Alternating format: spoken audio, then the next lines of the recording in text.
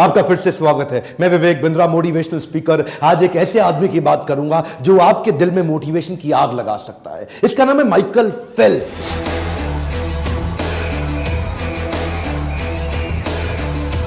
शायद आपने ज्यादा ना सुना हो, पर आपको इतना बता दूं कि पृथ्वी के इतिहास में किसी भी गेम में, किसी भी साल में, किसी भी देश में, किसी भी प्रकार से इससे ज्यादा मेडल दुनिया में ना कोई जीत सका और आसानी से जीत भी नहीं पाएगा। 7 साल की छोटी उम्र से स्विमिंग सीखना शुरू किया, इतना फोकस्ड, इतना एब्जॉर्ब्ड कि 10 साल की उम्र तक नेशनल रिकॉर्ड तोड़ दिए। 12 साल की उम्र में अपनी कैटेगरी के अगले नेशनल रिकॉर्ड तोड़ दिए। 15 साल की उम्र में स्कूल में रहते रहते पहला बच्चा बना अमेरिका के अंदर जो ओलंपिक्स तक पहुंच गया। उसके बाद जब तक ये स्कूल में था ना, तब तक अभी लाइसेंस नहीं मिला इसको ड्राइविंग का, लेकिन दुनिया के सारे रिकॉर्ड तोड़ दिए। और जब तक कॉलेज की उम्र में आया, अपने रिकॉर्ड पिछले फिर से तोड़ दिए। देखते ही देखते इस लड़के ने 4 ओलंपिक्स में 28 मेडल जीते। एक हमारा देश भी है ना प्यारा, भारत देश, हाँ, इसने 24 ओलंपिक्स में 28 मेडल जीते। 1985 में बाल्टीमोर अमेरिका में इसका जन्म हुआ। 2004, 8, 12 और 16 चारों ओलंपिक्स में सबसे ज्यादा मेडल जीतने वाला पृथ्वी में एक ही इंसान बना। आज तक के इतिहास में इसको बोला जाता है most decorated Olympian in the planet earth. Decorated Olympian को जरा मैं हिंदी में अपने देश में समझा देता हूं। मैं डेकोरेटेड ओलंपियन का मतलब आभूषित, आभूषणों से सुसज्जित, आभूषित, डेकोरेटेड। और कौन से आभूषण? गोल्ड मेडल के आभूषण। इतने गोल्ड मेडल एक इंसान एक ही गेम में कभी दुनिया में नहीं ले सका। 2004 से 8 के बीच में वो 4 साल जो उसने चाइना में बीजिंग ओलंपिक के लिए प्रैक्टिस करी थी, उस प्रैक्टिस को देख के दुनिया इसको पागल कहती थी। एक्चुअली 1972 में, कई साल पहले, मार्क स्पिट्ज ने एक वर्ल्ड रिकॉर्ड बनाया था। स्विमिंग के अंदर एक ही बार में 7 गोल्ड मेडल जीत गया था। स्विमिंग, हर प्रकार के स्विमिंग के फॉर्मेट में 7 गोल्ड मेडल एक साल में, एक ओलंपिक में एक आदमी के द्वारा जीते जाना। उसके बाद वो सबने मान लिया कि अब इस रिकॉर्ड को कभी नहीं तोड़ा जा सकता, लेकिन इसने अनाउंस कर दिया मैं तोड़ूंगा। और वो उसके लिए मार्क स्पिट्ज 4 साल तक 8 घंटा रोज ट्रेनिंग करते थे, ये 4 साल तक 12 घंटा रोज ट्रेनिंग करते थे। 100 किलोमीटर हर हफ्ते, 15 किलोमीटर पर डे, और 100 मीटर 50 सेकंड के अंदर कर लेना। छोटी उम्र से ही बाउंड्री लेस थिंकिंग, ढक्कन तो था नहीं सर पे, इतना बाउंड्री लेस थिंकिंग कि सारे रिकॉर्ड्स ढूंढता था।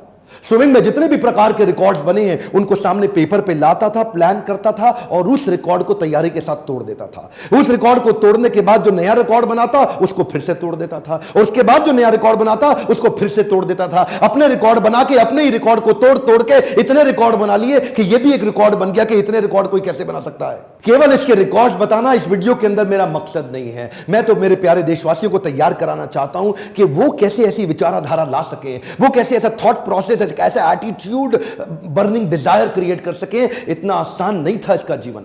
जो उसका बचपन था बहुत संघर्षपूर्ण बीता।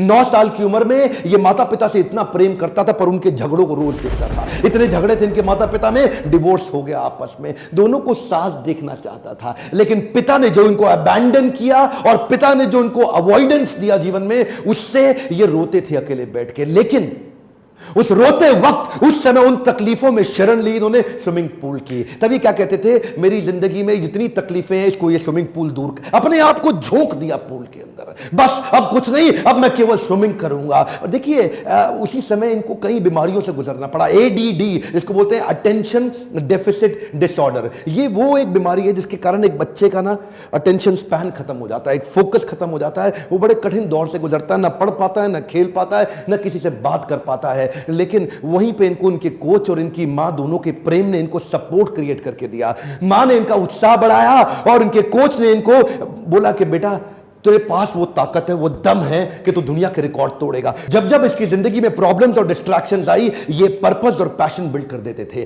कि जब भी इनको तकलीफ होती थी अपने आप को धक्का मार के पूल में फेंक देते थे। वो जो deep sense of purpose create हुआ, उसने इनको एडिशनल लेयर ऑफ इंस्पिरेशन और मोटिवेशन क्रिएट करके दी। ये जो additional layer of inspiration and motivation है, इस डीप सेंस ऑफ पर्पस से मेडल जीतने के बाद इन्होंने खुद माइकल फेल्प्स फाउंडेशन की तैयारी करी। बोले जिस स्विमिंग ने मुझको वापस खड़ा किया वो मैं पूरी दुनिया को देना चाहता हूं। केवल मेडल जीतना मेरा पर्पस नहीं, बल्कि स्विमिंग को लोगों के जीवन जीने के तरीके में डाल दूंगा। अपना पैसा जो कमा के लाते थे उसको अपनी एनजीओ में डालते थे, ताकि इस प्रकार से स्विमिंग का फायदा बाकी दुनिया को भी मिल सके। इनके मन के अंदर ना इच्छा होती थी टू अचीव द अनअचीवेबल। शुरू से इनके कोच ने इनको ऐसा ही ट्रेनिंग भी दिया। क्या बोले, ये जो अनवेवरिंग फोकस है ना, ये कैसे बिल्ड होगा? कान के अंदर हेलमेट में ईयरफोन लगा के सामने गॉगल्स पे न लेफ्ट देखना है न राइट देखना है, अपनी लेन के अंदर अनवेवरिंग फोकस, ना इधर ना इधर, सामने इनके। अच्छा, तब इन्होंने अनाउंस कर दिया कि मैं मार्क स्पिट्ज का रिकॉर्ड तोड़ूं। इसके कॉम्पिटिटर इयान थॉर्प ने इसका बहुत मजाक उड़ाया एक्चुअली, क्योंकि एक साल के अंदर 7 गोल्ड मेडल से ज्यादा एक ही बार में जीत जाना ये वास्तव में चुनौतीपूर्ण तो था, लगता था असंभव है, और मजाक भी इनका बहुत उड़ाया। लेकिन इन्होंने क्या किया, The negative annotation by competition will become his motivation। ये क्या कहते थे, तुम मेरी जितनी बेइज्जती कर रहे हो वो मुझे फ्यूल अप कर रहा है, वो मेरे लिए पेट्रोल की तरह, एक फ्यूल की तरह काम कर रहा है मेरी एनर्जी को बढ़ाने के लिए। ये अपने आप को ना ऑटो सजेशन देते थे, आत्म सुझाव, let's get ready for unachievable, come on come on come on, let's get ready. ये हर बार अपने आप को सुझाव देते थे, पॉजिटिव इंस्ट्रक्शन के, अनवेवरिंग माइंडसेट, हाँ let's get ready, come on come on come on come on, जोर से अपने आप को बोलते थे लेट्स गेट रेडी। 2004 में 6 मेडल तो जीत गया था, पर ये जो 8 मेडल का अनाउंसमेंट कर दिया ना इसने कि 2008 में मैं 8 मेडल नहीं 8 गोल्ड मेडल जीतूंगा, वो जो है ना वो बड़ा मजाक उसका बहुत बना कि ये अपने आप को पता नहीं भगवान समझ बैठा है। लोग जब जब इसका मजाक उड़ाते ये और चुप हो जाता और शांत हो जाता, और उसको लेके अपने लॉकर में, अपने घर के सामने, अपने शीशे पे, अपने बाथरूम में, अपने बेडरूम में, हर जगह चिपका देता। इसने उसको 8 गोल्ड मेडल को घोट के पी गया अपने अंदर कि ये तो मुझे जीतना है। इसने अपने लिए बड़े ही self punishing, harsh, difficult, tough routine और प्रोसेस प्रैक्टिस के लिए तैयार कर ली है। लेकिन अचानक एक दुर्घटना हो गई, इसका दायां हाथ फ्रैक्चर हो गया जिसमें हड्डी अलग अलग हो गई आपस में। मना कर दिया डॉक्टर ने, बोला बीजिंग ओलंपिक्स में तू पार्टिसिपेट नहीं कर सकता, खत्म हो गया तेरा हाथ, तू हाथों का इस्तेमाल अब स्विमिंग में नहीं कर सकता। इसका तो दिमाग हिला हुआ था, बोला मैं अनाउंस कर चुका हूं, मेरे को तो बीजिंग ओलंपिक जीतना ही जीतना, और जीतना नहीं है 8 मेडल नहीं 8 गोल्ड मेडल चाहिए। लेकिन वो जो हाथ टूट गया, सबने बोला पागल है क्या, अगली बार अगले ओलंपिक्स में कर ले, जिंदा रहेगा तो करेगा ना। अच्छा, सोल्यूशन और पॉसिबिलिटीज पे इतना फोकस करता कि मन ही मन इसको एक आइडिया आया। ये डॉक्टर्स को और भगवान को धन्यवाद किया, बोला अच्छा हुआ मेरा हाथ टूट गया, अब मैं अलग प्रकार की प्रैक्टिस करूंगा, 1 साल तक केवल पांव से स्विमिंग करूंगा, वो प्रैक्टिस अपने पांव को चलाने की स्पीड पे कर डालूंगा जो कोई और नहीं कर पाता। क्यों? क्योंकि उसके साथ में हाथ भी चलता है। इसने अपने पांव से स्विमिंग कर करके इतनी एक्स्ट्रा मजबूती ला दी कि जब तक इसका हाथ रिकवर हुआ इसकी स्पीड को कोई मैच ही ना कर पाए, और वो हाथ टूटने के बावजूद बीजिंग ओलंपिक्स में ये उतरा, एक के बाद एक ये रेस जीता चला गया, हर एक में गोल्ड मेडल मिलता चला गया। और इसी के बाद आया 200 मीटर का बटरफ्लाई। ये जब 200 मीटर के बटरफ्लाई में भाई साहब कूदे तो इनका जो गॉगल्स था वो क्रैक कर गया, और जो गॉगल्स क्रैक हुआ ना, रेस चालू हो चुकी है, अब रुकने की कोई संभावना नहीं है। लेकिन गॉगल्स में पानी घुसने लगा, वो पानी घुसने से इसको डिस्टर्बेंस हो रही थी, पर ये रुका नहीं, बाहर से देख के किसी को पता नहीं लगा, ये पूरी तेजी से चलता रहा। क्यों? उसकी पुरानी हैबिट और उसकी प्रैक्टिस, उसकी स्पीड उसको काम आ रही थी। इसने गिने हुए थे कि हर 20वें हाथ पे मेरी एक ब्रेथ पार होगी, हर 20वें हाथ में मेरी दूसरी ब्रेथ पार होगी, और फिर 20वें हाथ में मेरी तीसरी ब्रेथ पार होगी। वो कैलकुलेटेड टाइम और उस फोकस के साथ 100 मीटर के बाद अंधा हो चुका था। ये कुछ नहीं दिख रहा था, लेकिन अब किसी बहाने का टाइम नहीं। एक भी मेडल में सिल्वर या ब्रोंज आया तो 8 का रिकॉर्ड खराब हो जाएगा। ये हाथ पे हाथ मारता चला गया, और आखिरी 20वें हाथ पे जब फर्श छुआ, गर्दन उठाई और ऊपर क्या देखता है, ऊपर लिखा है WR। क्या? WR का मतलब है वर्ल्ड रिकॉर्ड। इसकी आंख में जो आंसू आया वो दुनिया ने देखा, क्योंकि ये अंधा हो चुका था, कुछ उसको दिख नहीं रहा था। और तब WR के साथ इसने 8वां गोल्ड मेडल लेकर के उस सारी चुनौतियों को prove them wrong. Come on, क्या प्रूव देम रॉन्ग। अपनी सफलताओं के चलते अब तक ये दुनिया के 5वें सबसे अमीर खिलाड़ी बन चुके थे। कई नए दोस्त आए, नए रिश्ते बने, और जो प्रेम का पुराना खोखलापन था वो पैसे से, सफलता और रिस्पेक्ट से भर नहीं जाता। शायद उसी के चलते ये उसी प्रेम और संतुष्टि की तलाश में कुछ गलत आदतों में पड़ गए, और जिसी के चलते इनको कुछ ही समय के अंदर DUI, जिसको बोलते हैं driving under the influence of intoxication, उसके चलते इनको 2 बार जेल में भी डाला गया, रिक्रिएशनल ड्रग्स के साथ पकड़ा गया, पार्टी के स्मोकिंग लॉट में इनको पकड़ा गया कई बार। ये तो वो चीजें हैं जो पूरी तरह से मीडिया कवरेज में भी आई, जेल तक इनको जाना पड़ा, इनको बैन भी लगा टेम्पररी स्विमिंग के लिए। वो सारी तकलीफों ने इनको पूरी तरह झकझोर दिया। लोगों ने इनसे पूछा कि इतनी सफलता के बाद ये फेलियर देख के कैसा लग रहा है? बोले कैसा लग रहा है? कुछ नहीं लग रहा, हो गया फेलियर, कोई बात नहीं, हो गया, इंसान हूं, मुझसे भी गलती हो सकती है, हो गया, लेकिन अब नहीं करूंगा। मैं इतनी दूर आया हूं यहां तक रहने के लिए नहीं और आगे जाने के लिए। अब नहीं करूंगा, जो हो गया पुनर्जन्म, नया जीवन स्टार्ट, रीस्टार्ट करने जा रहा हूं। बाउंस बैक किया, वापस खड़ा हुआ, उधर सपोर्ट सिस्टम काम आया। इसकी माता जी जो इसकी मदर थी, जिन्होंने इसको आज तक इतना बड़ा ताकत दी, और इनका वो इटरनल कोच जो आज तक इनका कोच है, जो बचपन से इनका, उन्होंने आकर के इसको खड़ा किया। इन्होंने दूसरे स्पोर्ट्स में नजर डालनी शुरू करी कि बाकी खिलाड़ी कैसे खेलते हैं, वापस खड़े हो गए। 2012 में संन्यास ले चुके माइकल फेल्प्स 2014 के अंदर फिर अपने आप को खड़ा करने की कोशिश करी। Roger Federer, Rafael Nadal, Tiger Woods, ये दूसरे खेलों के खिलाड़ियों को देख के फिर से इंस्पिरेशन गैदर किया, बुरी आदतों से अपने आप को निकालने का प्रयास किया।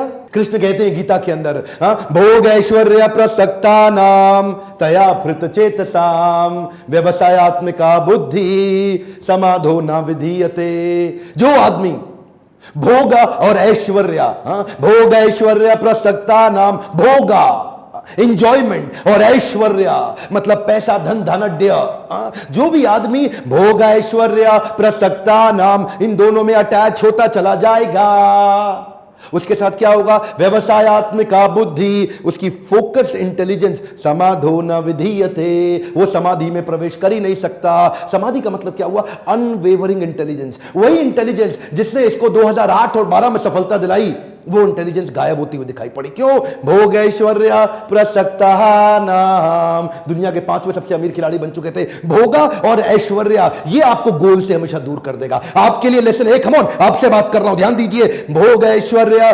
प्रसक्ता नाम, जो भी आदमी पैसा आने के बाद भोगा और ऐश्वर्य में प्रवेश कर जाता है, समाधो न विधीयते, वो समाधि में प्रवेश नहीं कर सकता। डीप एब्जॉर्प्शन खत्म हो जाएगा, फोकस्ड इंटेलिजेंस खत्म हो जाएगी। भोग ऐश्वर्या से बाहर निकले और 2016 की तैयारी करी और दोबारा 5 गोल्ड मेडल के साथ फिर से बाउंस बैक किए। दुनिया भर में ये एक ही व्यक्ति ऐसा है जो 28 में 23 गोल्ड मेडल ले लिए, 28 मेडल ओलंपिक्स में, इनके अलावा किसी के पास नहीं है। एक आंकड़ा आपको देना चाहता हूं जो थोड़ा दुखी तो करेगा पर सीख, लर्निंग बहुत बड़ी देगा। पिछले लगभग 100 सालों के अंदर हमारा पूरा भारत मिलकर के 24 ओलंपिक्स में 57 खेलों को जोड़ के, समर ओलंपिक्स, विंटर ओलंपिक्स, 57 खेलों को जोड़ के पिछले 24 ओलंपिक्स के अंदर केवल 9 गोल्ड मेडल जीत सका। ये भाई साहब अकेले, एक हम पूरा देश नहीं, अकेले 4 ओलंपिक्स के अंदर 23 गोल्ड मेडल जीत गए। हमारा पूरा देश मिलके 9,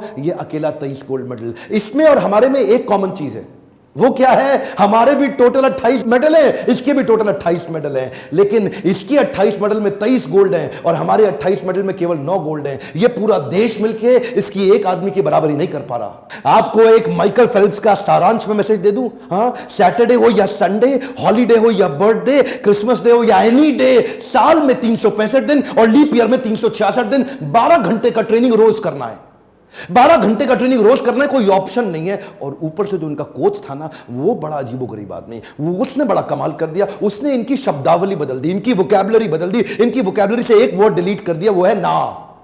नो वर्ड, ना वर्ड डिलीट ही कर दिया। बोला ये नहीं हो सकता, वो नहीं हो सकता, कुछ नहीं, ये हो सकता है, वो हो सकता है, सब कुछ। 365 दिन लगातार कंसिस्टेंट ट्रेनिंग, इसको बोलते हैं एक्सट्रीम डिसिप्लिन। 100 जगह पे 1 फुट गड्ढा खोदने से पानी नहीं मिलता, एक जगह पे 100 फुट गड्ढा खोदने से पानी निश्चित रूप से मिल जाता है। यही डिसिप्लिन हमारे देश को बिल्ड कराना है। इस वीडियो को एक रिक्वेस्ट कर रहा हूं, थोड़ा सा तो आपको भी करना पड़ेगा, उठा के आग की तरह फैला दो हर एक स्टूडेंट को, स्पोर्ट्समैन को और स्पोर्ट्स मिनिस्टर तक, और उस बच्चे को पहुंचा दो इस वीडियो जो आग लगा सके। अगली बार ओलंपिक्स में अगर यह वीडियो थोड़ा भी मदद कर सके तो देश का भविष्य बदलने में मेरा साथ दीजिएगा। लाइक करिए अगर आपको ऐसे वीडियो अच्छे लगते हैं, सब्सक्राइब करके बेल आइकॉन नहीं दबाया, अगला शक्तिशाली वीडियो आपसे छूट जाएगा। कमेंट बॉक्स में लिखिए अगला कौन सा वीडियो देखना चाहते हैं। मेरे साथ जुड़े रहने के लिए, हर बार वापस आके वीडियो देखने के लिए प्रेम से आपका धन्यवाद।